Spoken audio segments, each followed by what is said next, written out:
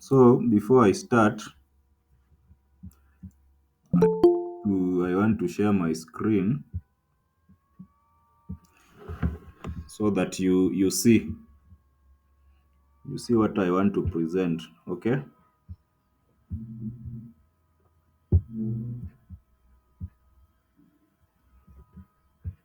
Can you see my screen?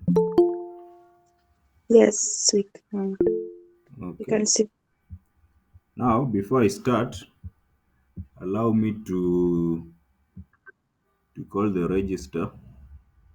Cherono Karen, Present. Lauren Kibor, Present. Aaron Kiplagat, Aaron, Betty Musionza, Present. and Peter Wekesa. Present. Okay, I see you're rolling. Now, um, what we are going to talk today is about types of distribution channels. But last time we were looking at we looked at packaging, where we were looking at reasons why people package goods. Can someone remind me some of the reasons that we looked at?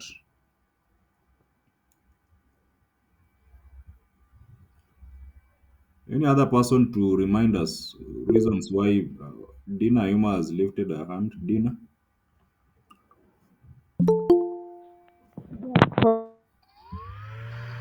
For for instruction of use. yes, for instruction, those are guidelines. For instruction. Yes, another person. Reasons why we package goods or where in the warehouse mostly. So there is also for protection, okay, right? Karen, For easy for easy identification of goods. yes, that's true. Easy identification, especially maybe when they are on the shelf or maybe in a package, you can easily identify them. Maybe for sorting and other reasons. So today, what I want us to look at is something closely related because once goods are packaged, they have to be distributed maybe from the house to maybe the customer or the end consumer, right? Okay, so we will look at the types of distribution, and here is some outline. So I will first introduce, then we will look at direct versus indirect channels. Then there are various types of indirect channels which we'll also look at. Then we will also focus on questions to consider when selecting a distribution channel. Then we will finish with a case study assignment. I hope all you can hear me and you have seen the outline. Yes. Okay, so introduction. I want someone to read for us the first statement about what a distribution channel is. Any volunteer? Cherono? A distribution channel is the path used to get products from the manufacturer or creator to the end user. Yes, that is the path. For example, now from the manufacturer, we want to know how goods are moving from, let's say, a factory or a company to the end consumer, and then consumer can be a retailer, a wholesaler, or the customer. Okay, so this distribution is just how the goods will move from the manufacturer to the end consumer. That's generally what is a distribution channel. So this means it can either be short or long. A long one will follow through various channels before it reaches a customer, but a short one is just directly from the manufacturer to the customer. But the long one is somehow complex due to the expenses involved. Maybe if you are moving a good from let's say For example, when you look at big companies, when they are moving their goods from their center to, let's say, their distribution centers before they, or they use wholesalers and other related parties, it can be costly rather than just selling them directly to the consumer. Okay. So after that brief introduction, I want us to go straight to direct channel. I hope all of you can see some diagram that I have drawn. Yes. Now, direct channel, I want someone to read for us what the direct channel is. Any volunteer?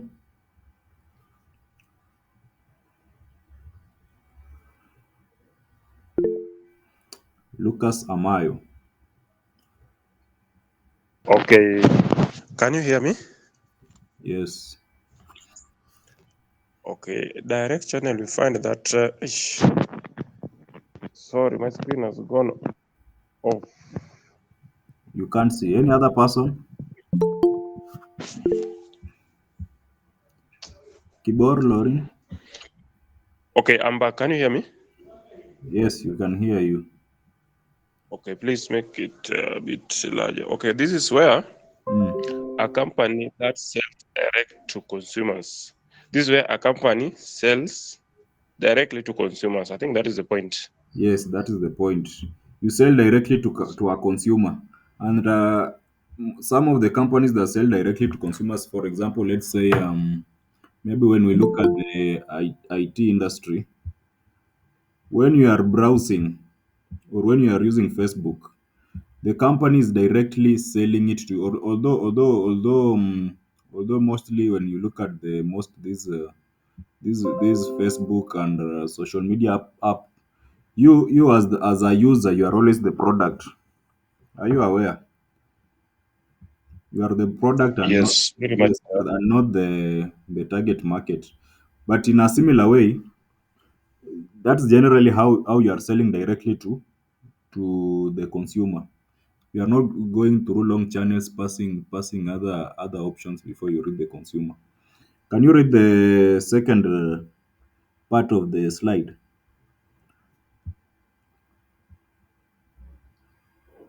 Amayo? Yes, can I read? Yes, read the second bullet.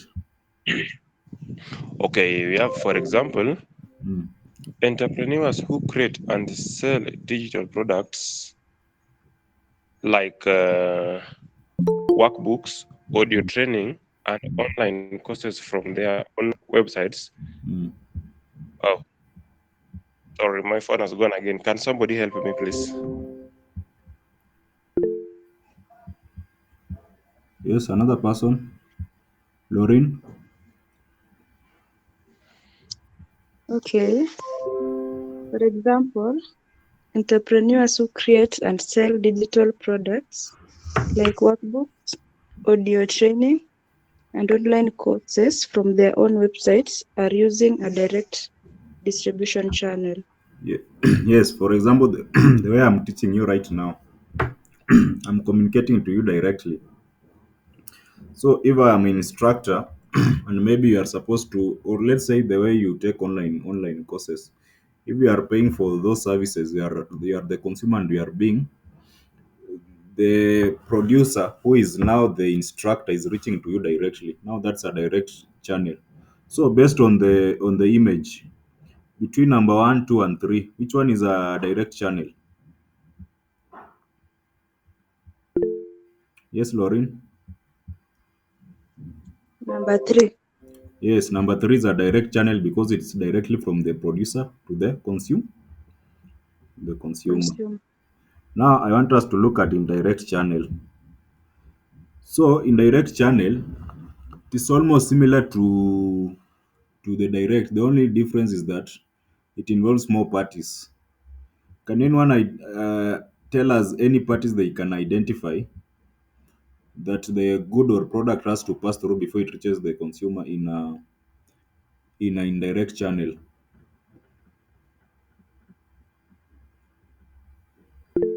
Yes, Cherono.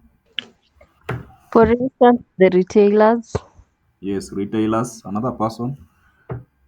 Lauren. Distributor. Yes, Amaya, that's a Wholesale- good try. Distributor. Yes, that's true. What else? Wholesaler. Yes, wholesaler.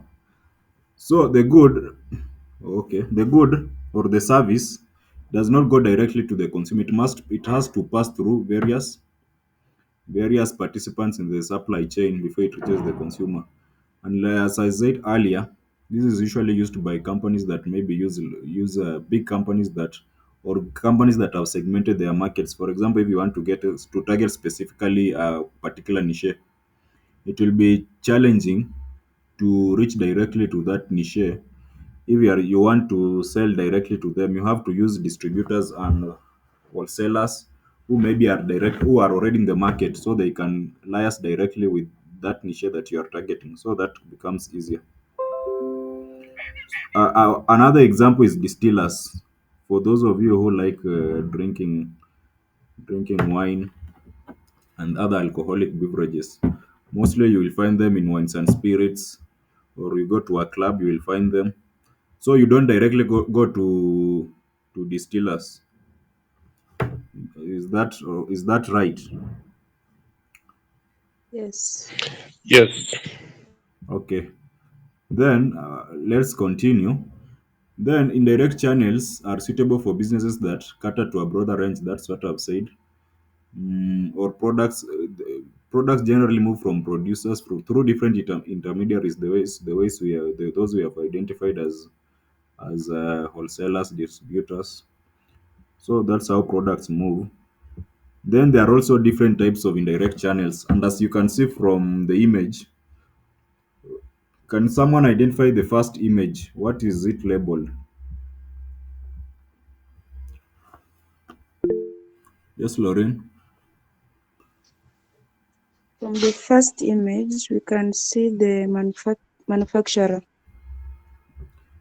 There is a there is Roman 1. Can you read what Roman 1 says? Just on that image.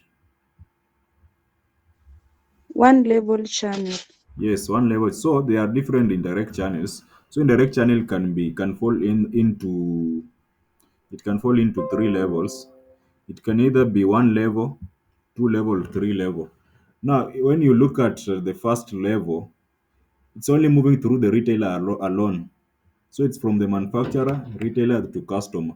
So the retailer is the only person that is passing through. So that is only one level. So from manufacturer to customer, it only passes through the retailer. So that's just one level. When you look at two levels, it must pass through two intermediaries before it reaches the end consumer or the customer. So in two channel level, it must pass through here. It's passing through the wholesaler and the retailer. Is that can everyone see it? Yes, we are seeing it. That is similarly when we look at Yes, madam. okay. That similarly occurs in the three channel level. It must pass through three intermediaries before it reaches the customer. So in this case, the manufacturer will sell or will use a distribution agent which will sell or also use a wholesaler. Then a wholesaler will liaise with the retailer before the product reaches the customer. I hope everyone is okay with those with those levels. So generally, in this three level channel, this one, like I've said here, most companies that use these are online shops. Like for example, Jumia and Kilimall through a strategy called drop shopping. So in this case, these firms don't own any product, or they don't store any good, but they liaise through the manufacturer. They can send to a wholesaler or a retailer before the good reaches the customer. Okay. Then, so there are various questions that we can consider before we select a distribution channel. I want someone to read the first bullet of the question we can consider.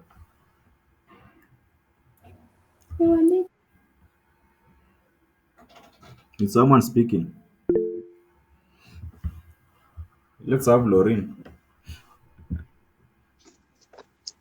Okay, the first question is, how does the end user like to purchase these types of products? Does the consumer want to touch and examine the product, or is it a product that the target audience likes to buy online? Yes, now depending on the product or depending on your target market, when maybe for example when you sell directly, because of the feedback that you get, the immediate response, it can tell you if the customers who are, they usually say the customers are, what does that saying say about customers? Customers are always right, right? Now, based Yes. on the feedback that they'll give you, you will know if they want you to sell directly to them or you can use other channels. Then what, the second bullet,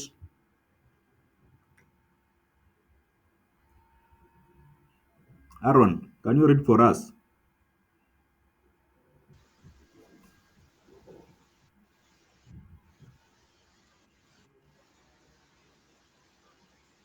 Can anyone hear Aaron? Aaron, we cannot hear you. Can you speak up?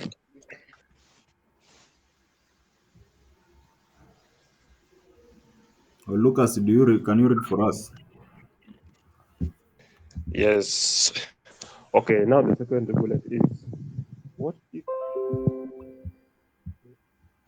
what, if any, are the local, regional, or national regulations regarding the product category distribution channel? Yes, so here, depending on the product and the regulations of maybe the region you are selling in, they can limit you. If you, for example, want to say you want to sell directly, because now the laws of different locations or countries can limit you. So here maybe it can force you to do a franchise or to consider other already established companies to partner with, so that it can be easier to reach that target market. Then there's also another question that you can ask yourself is whether the customer needs personalized services. So if it is personalized, that means you'll have to sell directly so that you can be in touch with them for that feedback, for that immediate feedback. And then there's also whether the product itself needs to be serviced. That also might require you to sell directly because maybe you are the owner of the, you own the expertise. So using other channels may pose some challenges. Then does the product need to be installed? That also can tell you, have you equipped maybe your wholesalers, your retailers enough so that they possess these skills to do those services? Then how does the product typically distributed and sold in your industry? Now, depending on your product, you can know how it sells. So that can help you to decide, do you want to use a direct or indirect channel? So that is what I had for you today. Now I want us just to recap. And can someone tell us what they have learned today? Any key takeaway you have taken from the lesson today? Yes, Karen. Today I've been able to learn about the channels of distributions, which Okay. include direct and indirect. Yes, that's true. Can we clap for her?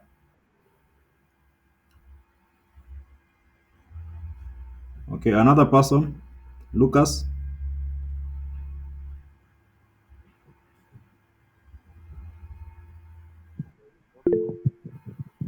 Questions to consider before Yes, we also looked at the questions that someone can consider before they select the distribution channel that they want to use. Now, for your assignment, there's a case study that I want you to look at. There's a YouTube link that I've sent. It's about Coca-Cola's distribution strategy. So what I want you to do is you will watch the video. Then after watching it, you will give some reasons why you think the company has managed to remain competitive and an industry leader over the years. So this assignment will be equivalent to 30 marks, and I liaise with your class rep so that he will send them to me. Thank you. We will meet in the next class.